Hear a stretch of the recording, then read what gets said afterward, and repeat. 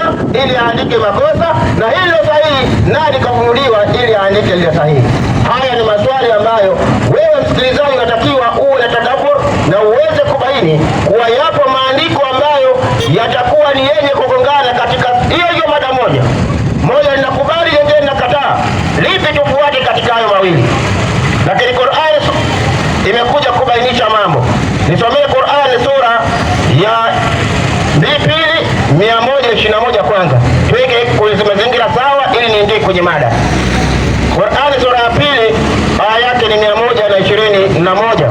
Mwenyezi Mungu Subhanahu wa Ta'ala anatubainishia nini kutokamana na kitabu chake aliyoteremshia Nabii Muhammad sallallahu alaihi wasallam, which is the last testament revealed to the Prophet Muhammad sallallahu alaihi wasallam in its precise language and in its precise meaning. Ndio maana tuko hapa kutangaza kitabu hiki watu waweze kuelewa. Soma mwalimu wangu hapa. Sura 2:121 inasema, ndio, a'udhu billahi minash shaitani rajim. Asante. Wale katika ahli kitabu, wale wapa kitabu, wale ambao walipewa kitabu Taurati, waliopewa kitabu cha Taurati zama za Nabii Musa alayhi salatu wasalam, Zaburi na Injili, Zaburi waliopewa zama za Nabii Daudi alayhi salatu wasalam, na Injili waliopewa zama za Nabii Musa Isa alayhi salatu wasalam, ambaye ni Yesu mwana wa Mariamu. Inakuwaje? wakisoma kama ipasavyo kusomwa, wakakisoma hicho kitabu chao, ima ni Taurati, Injili au Zaburi, kama ipasavyo kusoma. Usisome tu kama unavyosoma gazeti, usome ukiwa na mazingatio katika kitabu hicho. Endelea. Bila ya kupotoa tafsiri yake, Bimaana katika vitabu hivyo kama utakuwa navyo, huenda vitakuwa ni tafsiri, si original text ambayo imeteremshiwa Nabii Musa au Nabii Isa au Nabii Daudi alayhi salatu wasallam. Bimaana katika hizo tafsiri msipotoe tafsiri yake. Endelea. wala kutoa hili na kutia lile. Na njia moja ya kupotoa tafsiri ya vitabu vilivyotangulia ni kuongeza chochote au kupunguza chochote katika vitabu hivyo. Ukiona maandiko yameongezwa na mengine kupunguzwa, utaona kufika kuna masuala ambayo yatapingamana na kitabu cha Qur'an, kwa sababu watu wameongeza ya kwao yasiyo na ndani ya kitabu ambacho ni sahihi kilichotoka kwa Mwenyezi Mungu Subhanahu wa Ta'ala. Watu hao ambao watasoma kitabu chao bila kuongeza wala kupunguza, basi wataiamini Qur'an. Endelea. Hao ndio kuiamini hii Qur'ani wakasilimu. Wataiamini Qur'an wakasilimu, kwa sababu kitabu cha Qur'an kimekuja kuchukua yale ambayo yapo katika vitabu vilivyotangulia, yani yale mafundisho ya manabii waliotangulia. Kitabu cha Qur'an haikuja kupinga maandiko kama hayo, bali ilikuja kuchukua baadhi yao na kuongeza mengine ambayo hayapo katika vitabu kama hayo, pamoja na kufanyaje? Qur'an sura ya 5 aya yake ya 48, pamoja na kufanyaje hiyo Qur'an baada ya kuteremshwa kwa Nabii Muhammad sallallahu alaihi wasallam. 5:48 kitabu cha Qur'an, suratul Maida, sura ambayo inazungumzia meza ambayo ilikuwa imeteremshiwa Bani Israel zama za Nabii Isa ibn Maryam. Twende walimu. Inasema, ndio, na tumekuteremshia kitabu wewe Nabii Muhammad sallallahu alaihi wasallam. Allah tabaraka wa taala hakuteremshia kitabu. Endelea.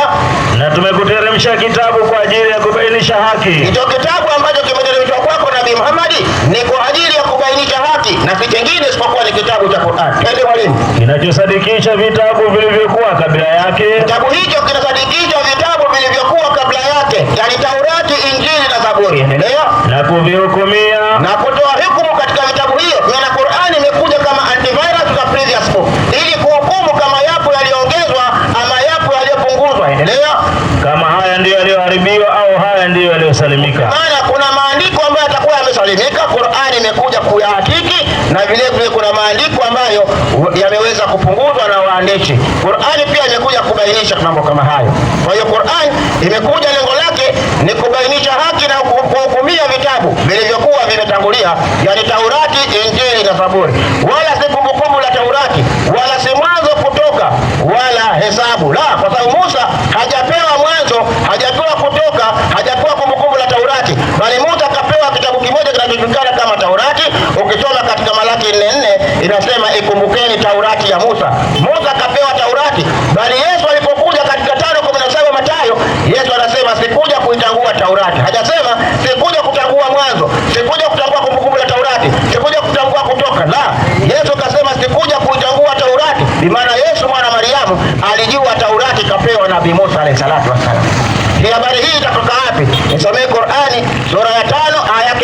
11. Sura ya 5 aya yake ni 111. Kitabu cha Qur'ani. Hii ndio Qur'ani. 111. Sikilizeni Qur'ani ilivyo safi. Ndio tuingie kwenye mada ambayo nimekusudia. 5:111 inasema ndio ndani ya Qur'ani al-Karim, asante, kitabu kisichokuwa na shaka ndani yake. Twende. Inasema na nilipowafunulia wanafunzi wako, Mwenyezi Mungu alipowafunulia wanafunzi wa Yesu mwana Mariamu, bimaana alipoteremsha Injili kwa Yesu ili wakaini yale ambayo wanatakiwa kuyashika. Endelea. Kwamba niaminini mimi na mtume wangu huyo Isa. Niaminini mimi Mwenyezi Mungu mmoja na mtume wangu huyo Isa. Endelea. Wakasemaje? Tumeamini. Kumbe wanafunzi wa Yesu mwana Mariamu walisema tumeamini, maana waliamini Mwenyezi Mungu mmoja. Endelea. Kumwamini Yesu mwana Mariamu kuwa ni mtume wa Mwenyezi Mungu. Endelea. Na uwe shahidi kuwa sisi ni wanyenyekevu. Uwe shahidi ya kuwa sisi ni wanyenyekevu, maana sisi ni Waislamu. Lakini lengo tunatakiwa tubaini kwamba manabii waliotangulia kuna mambo mengi ambayo waliweza kufundisha, mengi sana ambayo waliweza kufundisha. Mojawapo ambapo tunapata katika Qur'ani maneno yaliyo sahihi, yaliyo intact, ambayo ndio mada yetu ya leo. Nataka kwenda kuizungumzia. Taiweka katika msingi wa aya katika sura ya 112 aya yake ya 4. 112 aya yake ni ya 4. Ukianzia mwanzo mpaka ya 4 ya 3 sawa. Unaweza kuanzia pia mwanzo mpaka mwisho, haina tatizo. Ujumbe bora ufike. Inasema ndio, kwa jina la Mwenyezi Mungu mwenye kuneemesha neema kubwa kubwa na mwenye kuneemesha neema ndogo ndogo. Asante. Sema ewe Nabii Muhammad, yeye ni Mwenyezi Mungu mmoja tu. Qur'ani hii ilipoteremshwa kwa Nabii Muhammad akaambiwa aseme, bi maana awaambie watu, na hapa hawakukusudia Waislamu ambao wanatakiwa kuambiwa kwa Mwenyezi Mungu ni mmoja tu, kwa sababu wale waumini wa dini ya Kiislamu tayari walikuwa wamekwisha kumwamini Nabii Muhammad kuwa Mungu ni mmoja na Muhammad ni mtume wao. Kwa hiyo hii aya inakusudia wapo ambao waliweza kuambiwa, na ni wale ambao walitaka kujua dhati ya Mwenyezi Mungu Subhanahu wa Ta'ala. Vipi Mwenyezi Mungu Subhanahu wa Ta'ala yupo? Walitaka kujua sifa za Mwenyezi Mungu ambao Waislamu wanamwabudu ana sifa gani, kwa sababu wao walikuwa wakiabudia masanamu na miungu mingine ambao mababu zao mababa zao walikuwa wakiabudu. Ndio Nabii Muhammad sallallahu alaihi wasallam anaambia awaambie hao watu ambao bado hawajakuwa na imani ya kisawasawa kuwa Mwenyezi Mungu ni mmoja wa pekee yake. Endelea. Mwenyezi Mungu tu ndiye anastahili kukusudiwa na viumbe vyake vyote. Mwenyezi Mungu pekee yake ndiye anastahili kukusudiwa na viumbe vyake vyote. Endelea. Kwa kumwabudu Mwenyezi Mungu huyo na kumwomba Mwenyezi Mungu huyo na kumtegemea, pamoja na kumtegemea Mwenyezi Mungu huyo. Endelea. Hakuzaa wala hakuzaliwa. Nukta yetu ya mada yetu iko hapa. Mwenyezi Mungu Subhanahu wa Ta'ala hakuzaa wala hakuzaliwa, ndiyo nukta yetu. Kwa maana kila Muislamu aliye katika mgongo wa ardhi anajua kuwa Mwenyezi Mungu hakuzaa wala hakuzaliwa. Kwa maana aya hii haikumkusudia Muislamu, aya hii haikukusudia wewe Muislamu muumini katika dini ya Kiislamu, haijakusudia wewe. Lakini wewe ambao unaisoma daily kila siku, aya hii unatakiwa kuifanyia kazi na kuifikisha kwa wale ambao wanakusudiwa, ambao si Waislamu wanaodai kuwa Mwenyezi Mungu anaye mtoto au anaye mwana. Hii aya unatakiwa kukusudia namna hiyo. Wala hana anayefanana naye hata mmoja. Sisi Waislamu tunaamini Mwenyezi Mungu hajazaa wala hajazaliwa, bi maana Mwenyezi Mungu hana mtoto, kwa sababu hatuabudu Mungu ambaye ni mzazi. Tunaabudu Mungu ambaye ni muumbaji, na mada yetu iko katika msingi wa aya hii. Mwenyezi Mungu Subhanahu wa Ta'ala hana mtoto na hakuwa na mpango wa kuwa na mtoto, wala hatakuwa na mpango wa kuwa na mtoto. Ndio mada yetu ya leo. Mwenyezi Mungu hana mtoto. Nisomee Qur'ani sura ya 18 aya yake ni ya 4 na 5. Sura ya 18 aya yake ni ya 4 na ya 5. Mwenyezi Mungu Subhanahu wa Ta'ala anasemaje? Na kama kuna mtu analo swali, namuomba afike katika meza ya maswali aulize swali lake mapema ili tupate wasaa wa kuongea. Inasema ndio, A'udhu billahi minash shaitani rajim. Na kiwaonye inakusudiwa ni kitabu cha Qur'ani. Qur'ani iwaonye kina nani? wale wanaosemaje?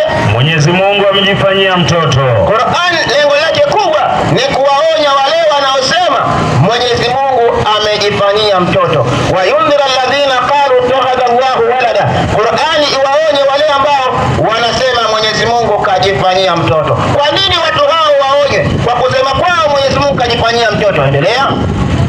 Wao wanaosema kwa Mwenyezi Mungu kajifanyia mtoto hawana elimu juu ya jambo hili. Hawana elimu juu ya jambo hilo. Ni maana bado hawana utambuzi kuwa Mwenyezi Mungu ana sifa takatifu, na sifa yake kuu takatifu ni kwamba yeye ni muumbaji wala si mzazi. Endelea. Wala baba zao hawana ujuzi juu ya jambo hili. Wala baba zao hawana ujuzi juu ya jambo hili. Pia hawana elimu juu ya jambo hilo ambalo wanalisema wao kwa Mwenyezi Mungu anaye mtoto. Endelea. Ila wanajisemea tu. Ila watu wao wanajizungumzia tu. Endelea. Ni neno kubwa hilo litokalo katika vinywa vyao. Ni neno kubwa hilo wanalolizungumza wale wanaosema Mwenyezi Mungu amejifanyia mtoto. Endelea. Hawasemi ila uongo tu. Watu hao wanaodai kwa Mwenyezi Mungu anaye mtoto hawazungumzi isipokuwa ni uongo, kwa sababu hakuna mahali Mwenyezi Mungu Subhanahu wa Ta'ala alisema anaye mtoto.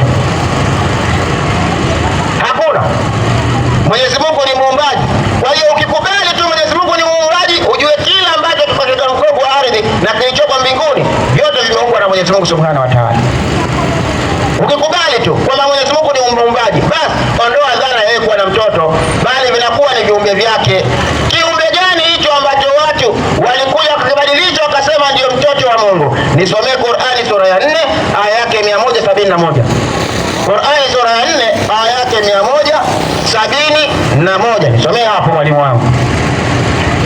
Ni kiumbe gani cha Mwenyezi Mungu? Ni kiumbe gani cha Mwenyezi Mungu ambao wanadamu walikuja wakadai kiumbe hicho ni mtoto wa Mwenyezi Mungu? Mwenyezi Mungu akasema watu hao hawazungumzi isipokuwa ni uongo, kwa sababu hawana elimu wala baba zao hawana ujuzi juu ya jambo hilo wanalozungumza kwa Mwenyezi Mungu anaye mtoto. Endelea mwalimu. Enyi watu wa kitabu. Kusudiwa wale ambao wameteremshiwa kitabu. Endelea. Msipindukie mipaka katika dini yenu. Endelea. Wala msiseme juu ya Mwenyezi Mungu ila yaliyo kweli. Msiseme juu ya Mwenyezi Mungu isipokuwa yaliyo ya kweli. Endelea. Masihi Isa bin Maryam, yani Yesu mwana wa Mariamu, ni mtume wa Mwenyezi Mungu. Ndio maana unaona sisi Waislamu kote duniani tunamkubali 100% Yesu mwana wa Mariamu kuwa ni mtume wa Mwenyezi Mungu na ni kiumbe cha Mwenyezi Mungu Subhanahu wa Ta'ala aliyepewa kitabu kitakatifu kwa jina la Injili kiwaonye Bani Israeli, yani wana wa Israeli, watoto 12 wa Yakub, ambaye katika hawa watoto 12 wa Yakub yakapatikana mataifa 12. Endelea mwalimu. Ni kiumbe aliumbwa kwa tamko lake tu Mwenyezi Mungu. Yesu mwana Mariamu ni kiumbe, si mtoto wa Mungu, ni kiumbe aliyeumbwa kwa tamko lake tu Mwenyezi Mungu. Endelea. Alilompelekea Mariam. Tamko hilo alimpelekea Mariam. Endelea. Na ni roho iliyotoka kwake Mwenyezi Mungu kama roho nyingine. Na ni roho iliyotoka kwake huyu Yesu mwana Mariamu kama roho nyingine. Roho nyingine vipi? Ni maana kama mimi na wewe. Yesu ni mfano wa mimi na wewe. Inaweza kuwa kama Yesu ana roho ya unabii, ni maana pia atakuwa ni roho ya unabii kama manabii wengine waliotangulia. Lazima hapa tuelewe. Inapokuja roho kama roho nyingine ni kama mimi na wewe, kwa sababu mimi na wewe pia ni roho. Nisomee Ezekieli 18:20. Ezekieli 18:20. Sikilizeni ndio tuweze kubaini Qur'ani ilipozungumzia na ni roho iliyotoka kwake Mwenyezi Mungu kama roho nyingine. Hizi roho nyingine ni zipi? Kwa sababu Kristo inapokuja ino roho, basi wanamchukulia ni Yesu. Ni maana Yesu ana daraja kubwa kuliko watu wengine, lakini ni roho kama roho nyingine. Mmeweza kuzitafuta hizi roho nyingine ni zipi? Naanza kuzitafuta moja baada ya nyingine. 18:20 kitabu cha Ezekieli. Twende mwalimu. Roho itendayo dhambi ndiyo itakayokufa. Roho itendayo dhambi ndiyo itakayokufa. Hebu mimi na wewe tujiulize, hii roho inayotenda dhambi ni roho ya aina gani? Je, ni roho ya unabii? Ni roho ya uungu? Ni roho ya kimalaika? Ama ni roho aina gani? Kwa maana ni roho ya kibinadamu. Ile roho ya kibinadamu inamaanisha huyu ni mwanadamu anayefanya kosa, ndiye ambaye atahukumiwa kwa kosa lake. Endelea mwalimu. Roho itendayo dhambi ndiyo itakayokufa. itakayokufa. Asante. Mwana hatachukua uovu wa baba yake. Ufafanuzi ndio unakuja hapo mbele. Ilikusudiwa hiyo roho inayotenda dhambi ni ipi? Biblia inafafanua kuwa mwana hatachukua uovu wa baba yake. Maana hii roho ambayo ni ya mtoto hatachukua uovu wa roho nyingine ambayo ni ya mzazi. Kwa sababu kafanya kosa yeye mzazi, maana mtoto huyu hatachukua maovu ya baba yake. Endelea mwalimu. Wala baba hatachukua uovu wa mwanawe. Wala baba hatachukua uovu wa mwanawe. Lakini leo kuna watu wanakuja katika mgongo wa ardhi, wanajipiga vifua wakisema Yesu kawabebea madhambi yao, wakisema Yesu kawachukulia madhambi yao, wakati leo kila mmoja anakuwa mkosaji. Huyo anayesema kwamba Yesu kamchukulia dhambi yake, lakini ukimuuliza leo, wewe unayo madhambi, atasema kweli mimi nina dhambi. Ni dhambi lipi ambayo Yesu alikubebea, wakati kila mmoja anabeba makosa yake mwenyewe? Kosa lipi ambayo Yesu alikubebea wewe? Mwana hataubeba uovu wa baba yake, wala baba hatachukua uovu wa mtoto wake. Endelea. Kila mtu haki yake mwenye haki itakuwa juu yake. Haki yake mwenye haki itakuwa juu yake. Maana kama baba ni mwema, basi atalipwa yaliyo mema na Mwenyezi Mungu, kwa sababu yeye ndo katenda huo wema. Na kama ni mtoto ni mwema, basi atalipwa wema wake ambao ameutenda kutoka kwa Mwenyezi Mungu Subhanahu wa Ta'ala. Endelea. Na uovu wake mwenye uovu utakuwa juu yake. Na uovu wake mwenye uovu, kama baba atakuwa ni muovu, huyo baba atakwenda kuhukumiwa na Mwenyezi Mungu kwa uovu wake. Endelea. Na kama ni mwana ana uovu, basi huyo mwana atakwenda kuhukumiwa kwa uovu wake. Wala baba hatachukua uovu wa mwana, na mwana hatachukua uovu wa baba. Haiwezekani. Andiko liko intact, na hii roho iliyozungumzwa hapa ni roho ya kibinadamu. Maana Qur'an iliposema kama roho nyingine, ilikusudiwa Yesu ni mwanadamu kama wanadamu wengine. Yesu ni mtu kama watu wengine. Yesu ni mwana wa mtu kama wana wa watu wengine. Ndio ilikusudiwa. Endelea. Lakini mtu mbaya akighairi. Lakini mtu mbaya sasa, kwa sababu yeye katenda uovu akaghairi, maana kuomba maghfira. Endelea. Na kuacha dhambi zake zote alizozitenda. Na kuacha dhambi zake zote alizozitenda. Na kuzishika amri zangu zote. Na kuzishika amri za Mwenyezi Mungu zote. Maana akawa Muislamu kisawasawa, kwa sababu moja katika maana ya Uislamu ni mtu kushikilia amri za Mwenyezi Mungu Subhanahu wa Ta'ala. Endelea. Na kuzitenda na kutenda yaliyo halali na haki. Na kutenda yaliyo halali na haki. Ndio maana Uislamu tunazungumzia halali na haramu. Kwa maana na kutenda yaliyo ya halali na yaliyo ya haki. Endelea mwalimu. Hakika ataishi hata kufa. Hakika mtu huyo ataishi hata kufa, imana ataingia katika paradise, ataingia katika uzima wa milele. Ndio maana yake. Maana Qur'ani imekuja kubainisha kwamba Yesu ni kiumbe kama kiumbe mwingine. Endelea na aya katika Qur'ani. Tunarudi katika Qur'ani. Tunaambiwa katika Qur'ani, na ni kiumbe kama viumbe vingine. Pia ni roho iliyotoka kwa Mwenyezi Mungu kama roho nyingine. Hapa tulikuwa tunabainisha neno hilo, roho kama roho nyingine. Maana ni roho ya kibinadamu, ni roho ya kimtu, ni kiroho. Kama ni mtume atakuwa ni roho ya utume. Endelea mwalimu. Basi muaminini Mwenyezi Mungu na mtume wake. Basi muaminini Mwenyezi Mungu na mtume wake. Nyinyi ambao mmepewa kitabu mkajinasibisha na Yesu mwana wa Mariamu kwamba Yesu ni mtume kwenu, basi muaminini kwanza Mwenyezi Mungu na mitume yake, si mtume wake Yesu, na mitume yake yote pamoja na Nabii Muhammad sallallahu alaihi wasallam. Endelea. Wala msiseme watatu. Wala msiseme watatu, mkasema yupo Mungu Baba, yupo Mungu Mwana, yupo Mungu Roho Mtakatifu. Msiseme maneno hayo. Kwa nini? Jizuieni na itikadi hiyo. Mwenyezi Mungu Subhanahu wa Ta'ala anawapendeni, anawaambia jizuieni na itikadi hiyo. Itakuwa bora kwenu. Itakuwa bora kwenu. Kwa maana mkiacha imani ya Trinity itakuwa bora kwenu. Kwa nini? Endelea. Bila shaka. Kwa sababu hakuna wasiwasi. Mwenyezi Mungu ni Mungu mmoja tu. Hakuna wasiwasi. Mwenyezi Mungu ni mmoja tu. Hakuna wawili, watatu ama wanne. La, Mwenyezi Mungu ni mmoja peke yake. Kwa hiyo bado tuko katika tauhid, lakini tunazungumzia tauhid katika upande wa kuwa Mwenyezi Mungu hana mtoto wala hana mwana. Endelea. Ni mbali na utakatifu wake kuwa ana mwana. Ni mbali na utakatifu wake kuwa ana mwana. Unaposema Mwenyezi Mungu anaye mtoto au Mwenyezi Mungu anaye mwana, inamaanisha umemdunisha, umeondoa utukufu wake na utakatifu wake wa kuwa yeye ni muumbaji, bali umemleta katika Mungu mzazi, na Mwenyezi Mungu si mzazi. Masihi Nabii Isa, Masihi mwana wa Mariamu, hataona unyonge kuwa mja wa Mwenyezi Mungu. Masihi mwana wa Mariamu, Masihi Isa mwana wa Mariamu, ama Yesu mwana wa Mariamu hata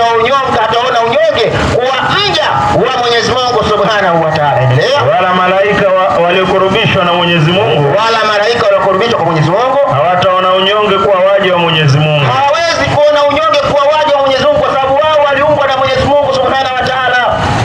Hawataona unyonge juu ya hilo. Lakini leo ndugu zetu wamechupa mipaka, wanakwenda kumuita Nabii Isa mwana wa Mungu. Nisomee Qur'ani sura ya 2 aya yake 116 117. Qur'ani sura ya 2 Suratul Baqara aya 116 117. Mwenyezi Mungu Subhanahu wa Ta'ala kuna mambo anazidi kubainisha katika kitabu cha Qur'ani. Twende mwalimu. Ndio. Nasemaje? Na makafiri wanasema, na wale wanaozipinga sheria za Mwenyezi Mungu wanasemaje? Mwenyezi Mungu amejifanyia mtoto. Mwenyezi Mungu Subhanahu wa Ta'ala, muumba wa mbingu na ardhi na kila kinachoonekana na kisichoonekana, amejifanyia mtoto. Endelea. Ameepukana na hilo Mwenyezi Mungu. Mwenyezi Mungu kaepukana na kuwa na mtoto. Maana Mwenyezi Mungu hakuwa na mpango yeye awe na mtoto, wala hakutaka kuwa na mtoto, wala hatataka kuwa na mtoto. Endelea. Bali ni viumbe vyake tu vyote hivyo vilivyomo mbinguni na ardhini. Bali viumbe vyake tu vyote vilivyomo mbinguni na ardhini. Ndio maana aya ya kwanza tulitoa katika Suratul Nisa sura ya 4 aya yake 171, Qur'ani imebainisha Yesu mwana Mariamu ni kiumbe cha Mwenyezi Mungu, na Qur'ani inakuja kubaisha tena kila ambacho kipo katika mgongo wa ardhi na kilichopo mbinguni vyote ni viumbe vya Mwenyezi Mungu Subhanahu wa Ta'ala. Endelea mwalimu. Si watoto wake, vyote vinamtii kwa utumwa. Vyote vinamtii kwa utumwa, maana vinakuwa waja wake Allah Tabaraka wa Taala, na vinamtumikia Allah Tabaraka wa Taala kwa kushika amri za Mwenyezi Mungu Subhanahu wa Taala. Yeye ndiye muumba wa mbingu na ardhi. Kwa Mwenyezi Mungu ambaye hahitaji mtoto, bali anavyo viumbe vyake, ndiye aliyeumba mbingu na ardhi. Endelea. Pasina ruwaza. Na anapotaka jambo basi huliambia tu huwa, nalo huwa. Na Mwenyezi Mungu anapotaka jambo lolote anasema tu kuwa, na jambo hilo likawa. Ndio maana Yesu ni neno alilopelekewa Maryam.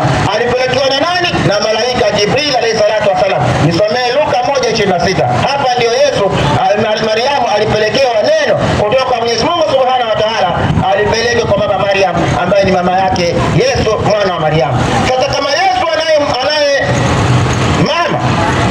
Yesu anaye mama, alafu watu wanakuja kuitakidi kuwa anaye baba, wakarekebisha Yesu anakuwa ni mwana wa Mungu ili baadaye wamuite Mungu, wakidai kuwa mwana wa nyoka ni nyoka. Wakisema mwana wa nyoka ni nyoka. Unaposema mwana wa nyoka ni nyoka, wanakuwa ni wanyoka wawili, kumaanisha kuna nyoka mtoto na kuna nyoka aliyezaa huyo mtoto, ni maana wanakuwa nyoka wawili. Na ukisema huyo mwana wa nyoka anakuwa nyoka, mwana wa Mungu ni Mungu, watakuwa waungu ni wawili. Kuna Mungu mtoto na huyu Mungu mkubwa ambaye ndiye aliyemleta huyu Mungu mtoto. Je, haumuoni kwamba mnamshirikisha Mwenyezi Mungu Subhanahu wa Ta'ala kwa kudai wako waungu zaidi ya mmoja, wakati Yesu anasema katika 17:3 Yohana, na uzima wa milele ndio huu, wakujue wewe Mungu wa pekee. Maana watu wote katika nchi hii ya Mtwapa, katika mji huu wa Mtwapa na vitongoji wake, Yesu anawaambia watu chati wamwamini kwamba Mwenyezi Mungu ni mmoja na wa pekee, ndio wapate uzima wa milele na Yesu Kristo aliyemtuma. Maana Yesu katumwa na Mwenyezi Mungu Subhanahu wa Ta'ala. Hiyo ndio imani Yesu anataka nyinyi muishike, lakini hayo mengine yanakuwa ni maneno ya wanadamu. Endelea mwalimu. 1:26. Ndio. Nimesikia nyoka mtoto. Nyoka mtoto. Sasa nyoka mtoto sumu yake na nyoka mkubwa si ile? Lakini inategemea nyoka mtoto kuuma za nyingine, so ukaweza kupata sahari kuliko nyoka yule ambaye ana miaka mingi. Haya, twende. Mwezi wa 6. Malaika Gabrieli alifanyaje? Alitumwa na Mungu. Hili ndilo neno sasa linapelekwa kwa Mariamu. Mwezi wa 6 malaika Gabrieli alitumwa na Mungu kwenda wapi? Kwenda mpaka mji wa Galilaya jina lake Nazareti. Kwenda mpaka katika mji wa Galilaya jina lake Nazareti. Endelea. Kwa mwanamwali bikira. Ambaye alikuwa bado hajaolewa na hajaingiliwa na mwanamume wa aina yoyote. Endelea. Kwa mwanamwali bikira. Asante. Alikuwa ameposwa na mtu jina lake Yusufu wa mbari ya Daudi. Kwa mwanamwali kaposwa na mtu jina lake Yusufu wa mbari wa Daudi. Endelea. Na jina lake bikira huyo ni Mariam. Kumbe jina la bikira huyo ni Mariam. Ni yule Mariam ambaye anazungumziwa katika kitabu cha Qur'ani. Endelea. Kaingia nyumbani kwake akasema. Akaingia katika nyumba aliyokuwa mama Mariam akasemaje? Salamu uliyepewa neema.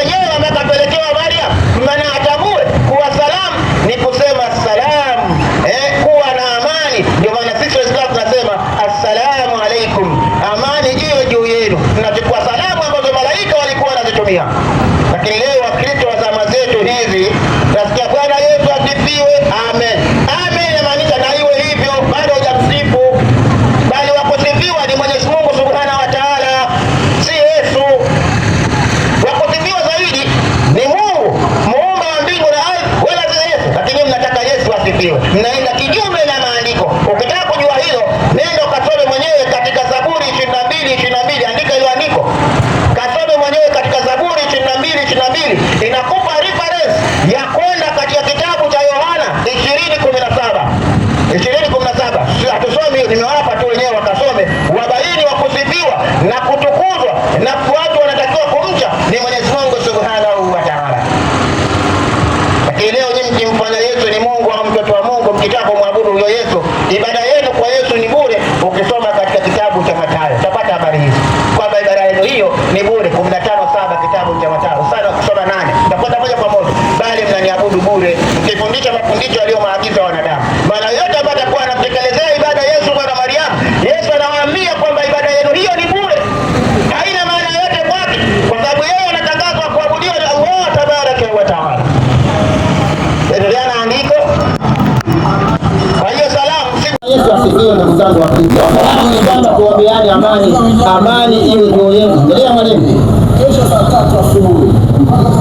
Salamu ewe uliyepewa neema. Bwana yu pamoja nawe. Bwana yu pamoja na wewe Mariamu. Endelea. Naye akafadhaika sana kwa ajili ya maneno yake. Mariamu akafadhaika sana kwa ajili ya maneno yake. Maneno yenyewe la kwanza ni kufundishwa salamu. Endelea. Akawaza moyoni. Mariamu akawaza ndani ya moyo wake. Maana maneno hayo hajayazungumza, lakini akawaza moyoni. Sasa swali linakuja, ninyi ambao mnaisoma Biblia, hao waandishi wa Biblia walijuaje hayo maneno ya hapo mbele kwamba Mariamu alikuwa akiyawaza na wake ajua wakati hajatamka?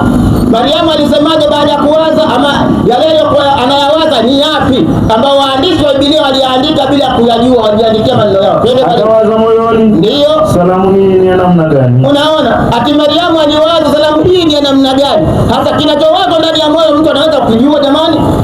Huoni haya ndio baadhi ya mambo ambayo waandishi wanakwenda kuyaandika? Salamu hii ni ya namna gani? Endelea. Malaika akamwambia. Sasa malaika akamwambiaje? Usiogope Mariamu. Usiogope Mariamu. Kwa maana. Kwa sababu. Umepata neema kwa Mungu. Umepata neema kwa Mungu. Tazama. Utachukua mimba. Neema ya kwanza aliyoipata kwa Mungu ni kutumiliwa malaika Jibril alayhi salatu wasalam. Neema ya pili aliyoipata kwa Mwenyezi Mungu ni kufundishwa salamu. Ni maana salamu yenyewe ni kuombeana amani. Amani iwe juu yako. Anafundishwa salamu. Hiyo neema ya pili. Lakini neema ya tatu ni ipi? Twende mwalimu. Tazama wewe Mariamu. Utachukua mimba. Na kuzaa mtoto mwanamume. Kisha wewe Mariamu utazaa mtoto mwanamume. Hutazaa Mungu wewe Mariamu. Utazaa mtoto mwanamume. Hutazaa mtoto wa Mungu wewe Mariamu, bali utazaa mtoto mwanamume. Endelea. Na jina lake wewe Mariamu utamuita Yesu. Hutamuita Mungu wala hutamuita mwana wa Mungu. Je, Mariamu alimuita mtoto wake Yesu ama hakumuita? Nisomee Luka hiyo 2:18. Hata zilipotimia Luka 2:21 samani. Nasemaje? Hata zilipotimia siku 8 za kumtahiri. Tukumbuke malaika anampelekea ujumbe mama Maryam, anamwambia utazaa mtoto mwanamume, nawe utamuita jina lake Yesu. Yesu kwa baada ya kuzaliwa, kulingana na utabiri umetolewa na malaika, aliitwa jina lake Yesu ama alipewa jina lingine na Maryam? Endelea. Hata zilipotimia siku 8 za kumtahiri. Asante. Aliitwa jina lake Yesu. Ndio. Kama alivyoitwa na malaika kabla hajachukuliwa mimba. Kwa maana malaika alimuita jina lake Yesu na kumwambia Mariamu utamuita jina lake Yesu kabla hajabebewa ujauzito. Na aliyekuwa na Maria na huyu mtoto ambaye anaitwa Yesu ni mama yake wakati anatahiriwa. Hata sisi wenyewe utakuta mara nyingi wanaokwenda na watoto kwenda kutahiriwa ni kina mama. Kina baba wanakuwa na mashughuli zao mengi, kina mama ndio wanakuwa na hao watoto mbio hospitalini, watoto wakatahiriwa. Maana Maryam pia mtoto alipokuwa na siku 8 alikuwa naye yeye, Yusufu hakuwa. Ndio anamuita mtoto huyo jina lake Yesu kama alivyotabiriwa na malaika. Ili ionekane kweli huyu Yesu ni mwana wa Mungu, swali linakuja kwenu. Wapi andiko ndani ya kitabu cha Biblia kuanzia Mwanzo 1:1 mpaka Ufunuo Yohana 22:21 Mariamu anamuita Yesu kwamba wewe Yesu ni mwana wa Mungu, ama wewe Yesu baba yako ni Mungu? Wapi Mariamu anamtambulisha mtoto wake kuwa Yesu ni mwana wa Mungu? Naomba ile andiko. Kama alipo huyo, haya ni maneno ya waandishi tu, na Qur'ani imekuja kubainisha kama mambo kama haya. Ndio maana Qur'ani nasema wayundhir alladhina qalu tahada Allahu walada, kiwaonye wale wanaosema Mwenyezi Mungu amejifanyia mtoto. Maana kitabu cha Qur'ani mahsus kimekuja kuwaonya wanaosema Mwenyezi Mungu amejifanyia mtoto. Qur'ani hii tukiiacha ndani ya misikiti ama tukihifadhi kwa kutumia katika ibada zetu za swala, tutapata thawabu kwa kuisoma. Lakini je, aya hii tutakuwa tumeipa haki yake tutakapokuwa nao msikitini? Kwa sababu mimi na wewe tuseme Mwenyezi Mungu ajifanyia mtoto wa Islam, maana tuna haki ya kuifanyia kazi aya hii kwa kuja kuitangaza kwamba Mwenyezi Mungu hana mtoto. Nisomee sura ya 9 aya ya 30. 9:30 kitabu cha Qur'an. Kama yupo mtu analo swali, tunamuomba aje katika meza ya maswali. Hebu watu wajuane, watu waweze kujuana, Waislamu walio maeneo haya ambao wamehudhuria, Waislamu wanaompenda Mwenyezi Mungu na Mtume Muhammad sallallahu alaihi wasallam, wanyoche mkono tujuane, wa kunyosha mkono. Haya, asanteni sana. Na wale ndugu zetu katika ubinadamu, tunakaa nao, tunatembea nao, tunapanda nao gari moja, tunanunua na kuhusiana pamoja. Pia tujuane, wa kunyosha mkono walio maeneo haya wanaompenda Yesu kuwa ni mwokozi wa maisha yao kama wanavyodai. Pia tujuane, wa kunyosha mkono wale ndugu zetu wa Kristo walio maeneo haya. Kama unampenda Yesu, ni mwokozi wa maisha yako, analala na wewe, anaamka na wewe, anakula na wewe, kama mtu ambaye unampenda Yesu mwana Mariamu, tunaweze kujuana kunyosha mkono. Hakuna anampenda Yesu hapo. Yesu anasema yoyote atakayenikiri mbele za watu, nami nitamkiri mbele ya Baba yangu aliye juu mbinguni. Yoyote atakayenikiri mbele za watu, nami nitamkiri mbele ya Baba yangu aliye juu mbinguni. Hebu tupate wale wanamkiri Yesu kwa ni mwokozi wa maisha yao, waweze kunyosha mkono. Hawataki. Yesu anasema yote atakayenikana mbele za watu, nami nitamkana mbele ya Baba yangu aliye juu mbinguni. Wakristo, sikizeni haya maandiko. Sisi Waislamu pekee yake ndio tunayajua na tunayafuata. Kama hawapo bado tunaendelea na mada. Kama hawapo mada bado ndefu. Bado tuko pale pale katika tauhidi. Lakini leo tunazungumzia tauhidi katika mfumo mwingine, kwamba kuna watu ambao wanamshirikisha Mwenyezi Mungu kwa kudai kwamba Mwenyezi Mungu anaye mtoto. Ama hii mada hii bado iko chini ya mwamvuli wa tauhidi.